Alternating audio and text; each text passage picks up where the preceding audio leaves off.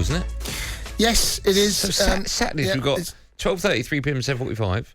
We've got Friday and Monday night football as well. Everywhere you live turn, commentary. Everywhere you turn, That's it's football. amazing. We've got the World Cup coming up. We have got the World Cup. We've also got, before the World Cup, Jay, on Saturday, we've got live commentary. I think it kicks off what it does, 4:45, of the FA Cup final. Your mob in action against Liverpool. Yeah. You're just going to say all the time. On paper, of course, there's only one winner, but we know you. I wouldn't say you're the bogey team of Liverpool, but you seem more often than not to put up a good old fight. I don't think this is as clear cut as a lot of people think it is. Do you? Well, I wish I shared your optimism. Had this game taken place 6, 7 weeks ago, 8 weeks ago, I'd have been all over it. Yeah, yeah. We played them 3 times this season. All been draws, and it took a 11-10 penalty shootout for them to beat us in the Carabao Cup. This is not a formality for Liverpool, but if we play the way we have done over the last, 3 weeks, then we'll lose. Simple as that. Liverpool are just too good. They create too many chances defensively. Although you say that, we saw Liverpool in the first 45 in the second leg against Villarreal. They were awful. I have to say, I don't think Liverpool have been brilliant of late. There's been a bit of. I thought they were a bit fortunate actually to take a point against Spurs. Okay. I thought they had chances, Spurs. On another day, I agree with another day, I think that might be slightly different, but. We're going to have to bring our A game, and Liverpool have to be slightly off the pace. But there's something not quite right at Stamford Bridge right now. There's something not quite right. We're getting ourselves in a great position. Wolves, they drew 2-2. They could have won it. Yeah, but you should have won it. We should have won it, but and the managers. There's some of the things that have some of his substitutions I've not totally seen. We got massive. How we got dragged? Right now we're in a race for top 4. I don't think you are. Yeah, there's no doubt. Well, if we lose tomorrow and Arsenal win, the race is on, mate. Honestly, it's a very different looking. What's happening? Spurs win. Sorry, I do apologise. If Spurs win, but that's beating Arsenal, right? Spurs are at home. Spurs win on Thursday night and Chelsea lose tomorrow night. The race for top 4 is very much alive, and it shouldn't be. We need a win, and we probably need 4 points out of the last 3 games. Let me ask you: you've been linked to a few centre halves. Harry Maguire being the latest one. I'll get your view on that as well. Rudiger, it's been announced recently that Rudiger's going to leave for free. He's going to Real Madrid 1st of July, so he goes. You've got players that have got deals. Christensen, I think his contract's coming to an end. You've got players that are allowed to leave the club. Tomori and Mark Guehi. Tomori was 27 million. Guehi was 18 million. These are 2 more centre halves that are being allowed to leave your club. What's happening? Why are decent players, and the 2 I just mentioned there, Tomori and Guehi, they've gone on to bigger and better things since they left the club. What's happened? Right. Okay. So Rudiger, I don't think Rudiger was ever going to sign, irrespective of what was going on at the club. Okay. I think he always was going to leave. I don't know for sure. I think he was always going to leave. He's a big miss. He's an enormous miss because he's been brilliant for us under Tuchel. Not so good under Frank in a 4, but under Tuchel in a 3 has been, I would say, probably the best centre-half, one of the best centre-halves in the country. That's how good he's been. Christensen, I don't think it's a massive, massive loss. I remember when you first saw him, you said to me he's a Rolls Royce of a player. Yeah, he never really fulfilled his... No, I don't think he ever really achieved... Bad management? Coaching? I wonder whether he's got the... stones. I just wonder whether there seems he had a great period and he's been brilliant for us when he's come in. He came in the Champions League final when Silva got taken off. But I always come away from Christensen. Is there? Okay.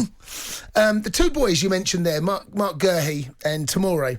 I don't know what happened under Frank with Tomori. Got no idea. He was playing in a 3. Scored a wonder goal away at Wolves. No idea why he left. No idea. And a snip, right? 27 million. It costs double that now.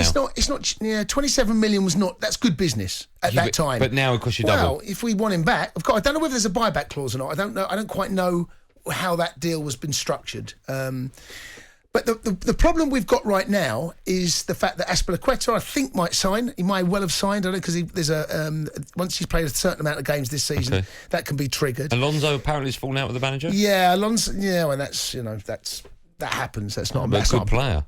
Yeah, but Ben Chilwell will be there. He's been. But you get another injury again. Ben Chilwell, we need. I think he may well leave. We need a left back. We need 2 centre halves and a left back. That's what we need right now. Okay. The 2 centre halves. Let's stay with that theme, talking about Chelsea's defence. Stuart's a Chelsea fan, wants to talk to you about it. Hello, Stuart. Good afternoon to you. All right, Stu. Good afternoon. How are you? Are you nervous? Are you talking to me or Jason? Obviously Jason. Oh, fine, okay. Listen, before we talk about your defensive problems, how are you feeling going into this FA Cup final at the weekend? I just think we've got nothing to lose. Everybody expects Liverpool to win. I think tonight's game, if they beat Villa, obviously they'll still have a sniff of the league and then the quadruple. If Villa do turn them over,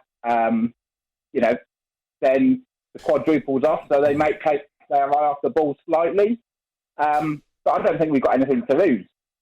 No, and we played well against Liverpool. We were, I think, a little bit unfortunate at their place. We went down to 10 men. Reece James got sent off, and that was the penalty. We defended well. Come back from 2-0 down at our place, and I think could have won the Carabao Cup. Had the best chances. To be fair, they had a chance as well. Mendy's made a brilliant save from Mane, but I felt that we Mace had a couple of really good opportunities. But you're right, we have got nothing to lose. But there is something, Stu, something has felt like it's changed. Look at some of the results. Brentford at home conceding 8 goals we did, against them, against Real Madrid. There was another one we conceded goals. We're not as tight at the back. We're not as tight in the middle of the park. We're not as good as we were in the first, I would say, 2/3 of the season. I think there's obviously there are so many players that don't know what their future is.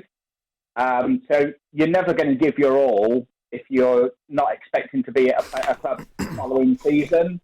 And I think, we've just got too many out of our back five that are in that situation. I mean, to be honest, there's only obviously Reece James, Thiago Silva and Chalobah when he plays that know that they're going to be there next season. The rest, sure, yeah. Yeah, maybe there is something. I'm reluctant to use the sanctions as a reason as to why our season has gone a little bit pear-shaped, because I think I don't believe that. I don't believe that's the case. I agree. What is true is that there is a little bit of uncertainty amongst the squad. Rudiger leaving, Christensen leaving, maybe Azpilicueta, maybe Alonso. There's a lot of that going on defensively at the club. So I would perhaps say that that's a bigger reason than the sanctions. When you look at where Liverpool and Man City are at the moment, how far in your mind do you think Chelsea are from competing? We have been desperately unlucky with our 2 wing-backs missing for most of the season, Reece James and Chilwell. They played 5 Premier League games this season together. In those 5 games, the aggregate score was 18 scored, 1 conceded. In fact, it was 5 games. So those 2 boys were on fire, scoring goals, setting one up, assists. The balance was perfect. We lost Chilwell, lost Reece, lost a huge... that was a huge part of what made Tuchel's Chelsea. And that do not underestimate how big that was for the club. Okay. But... again, no one's going to be sympathy, and why would anyone for Chelsea? Because the money we spend on the squad. What's the answer to the question? We've been a little bit unfortunate with those 2 players missing. How far away are you from winning the title? 2 centre halves, a left back.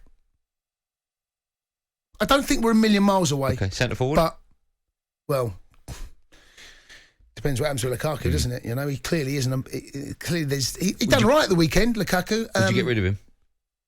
I don't think you can. I don't think you can. Okay. I think you have to persist. The decision was. I get the feeling that Tuchel doesn't quite know how to use him right now. That's quite.